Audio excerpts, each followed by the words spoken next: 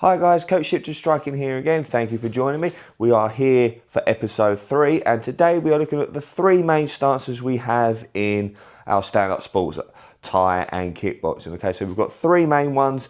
We're going to go through their pros and cons and how we would use them and how we would move as well. Movement's very important. Okay, so our first stance is going to be the traditional, if you've seen kickbox or blood sport, play Tekken, Dead or Alive, they're very emphasize this. Okay, we don't do this.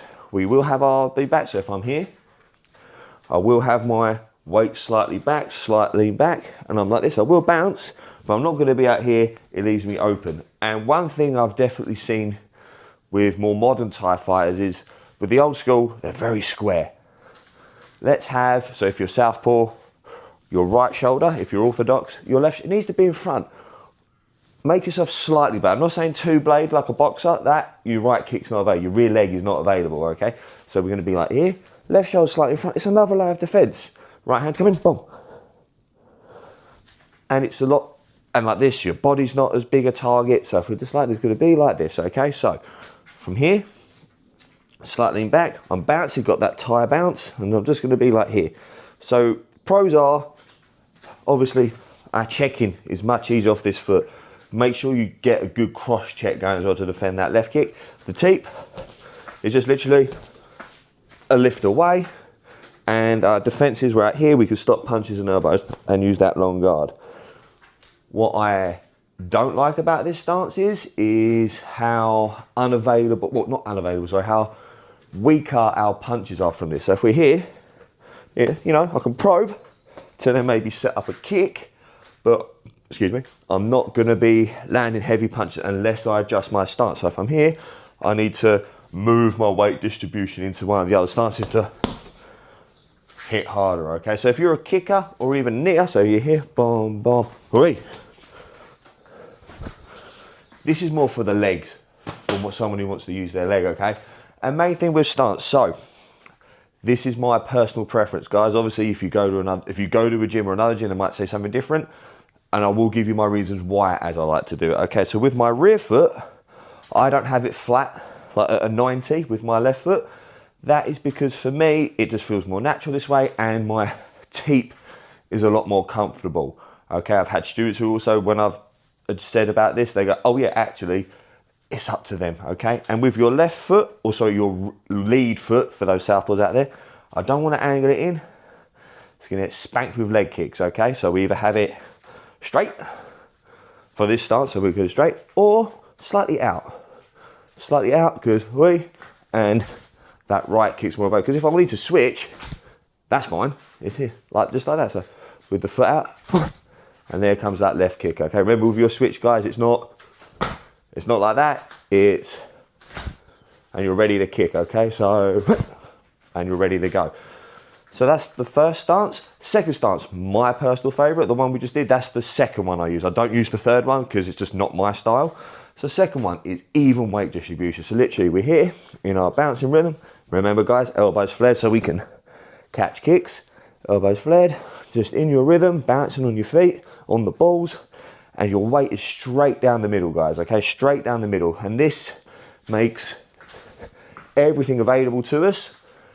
The punches are more powerful. They're not as powerful as the third stance, but I don't want to focus everything on my punching. I'm 6'3", I want to kick, let's face it, okay? So we're here, we're balanced, and our movement is a lot easier.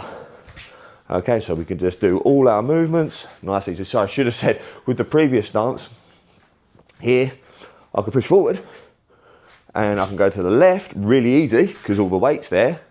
But if I want to go to my right or backwards as an orthodox, I need to wait for that bounce. So if your opponent gets your timing of the bounce and moves, they're going to do something about it. So like that. So I have to come here and then I can move. I can't just move as if I'm going forward or left because my weight's here, just push off.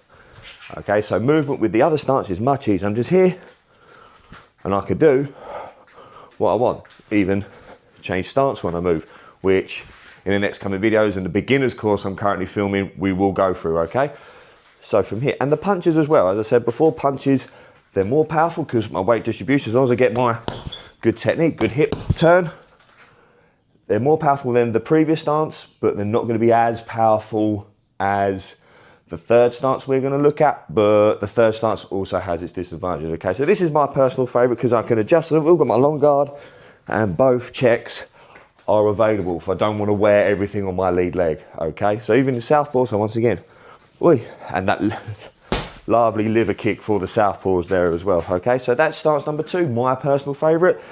Once again, hips. So all the hips are bladed. We're not going to be like this with a massive target for people who love their jab and their push kicks or even side kicks. Just blade yourself, so make yourself a harder target. Everything is still available to me. I can still rear kick, I can still throw that knee, just need to pivot out slightly. Lost my balance there, sorry. So the third stance, so this is for the more aggressive, rod tang sort of style. The more mat, the aggressive person wants to go in. It's my least favourite. I don't use it because I'm forgetful with my low kicks, let's face, with my checks, sorry. And if I'm like that, it's going to be even worse. So what we are here, we're leaning slightly forward. So instead of here, like in the middle stance, or like here with the first stance, I'm going to be leaning forward. And that enables a much heavier punch, okay? So if I rotate my hips, turn my foot out, all the punches are harder, okay? So, and the elbow, all the hand techniques are harder with this one, okay? But in doing that, I'm leaning forward. It's harder for me to check, okay? So you either have legs of steel or you're gonna try and knock them out in the first round, okay? As I say, for me, this is not my stance, okay? So here, so nice and because this one's a bit lighter, my rear leg, I can throw those leg kicks, those knees. And if I'm here in the mid-range, that rear kick's going to be more available, but then, yeah, to me, it makes no sense whatsoever, okay? So once again, in movement, so because I'm here, I can go backwards to retreat, or I can go to my right, because the weight's there, okay? But if I want to go forward, or to my left, I need to just lean back ever so slightly so I can actually push off. If you have been, or hopefully you've been taught correctly. So for orthodox people, if we go forward, it's left foot first. If we go left foot first. And if we're going to our right, it's right foot first. If we're going back, right foot first. Southpaw, forward is right foot, right is right foot, backwards is left foot, left is left foot. Okay, if you haven't been taught that, you might want to think about the gym you're going to, okay? So, just last little bit, once again. So, the feet could be straight or at the angle. Once again, I've got the foot, let's say a 45 degree on that rear leg, okay? So, it makes everything a lot easier for me anyway. So, even that rear teep. So, for the rear teep, guys, you should angle out to open your hips, because if you teep like this, very close hips, it's not going to be that quick. If I just go like that, already feel it, the hips are more open and the technique is a lot more available to us, okay? So if we're here, punches are harder, but I might need to move back. I can push back, but then to come forward, I need to maybe go to the second stance, then work my way in, and then when I'm ready, that's when I close up and shell up a little bit. Just remember, with that shell, I don't want to be like this, because you will get, if you get kicked, you won't be able to catch it still. Shell up, but still have those elbows slightly flared, so you can catch, sweep, punch, elbow, whatever you want to do, okay? So for me, it would be middle first, because I like everything to be available. The lean back one, because I love a good teep. And then I personally, I don't use it, but use it. You want to be able to do everything.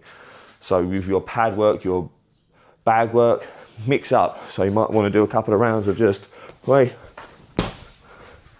you're probing those punches, and then you change the other stance to get that more powerful right hander. You're not going to be able to do a powerful 1-2 like that. You might set them up for something else, but if you want to hit a hard right hand, you're not doing it from here. Okay, same as if from here, like bang, bang. But if I want that left kick, I'm going to have to adjust my stance and then go. I'm not going boom, boom. It's too slow and my weight distributor's off. I might even fall forward. Okay, so mix it up, get comfortable, find out what works defensively as well. Oh, I could throw off of that stance. Okay, but what if someone charges you down or is aggressive or throwing stuff at you. If you're not used to defending in this stance, so for this one it'll be long guard and mainly the left check or swapping stance, if you can't do that, you're buggered, essentially. So we need to make sure we can do everything: attack, defend, and move. Okay, so those are the 3 main stances. Try them all, and I hope to see you next time, guys. Take care.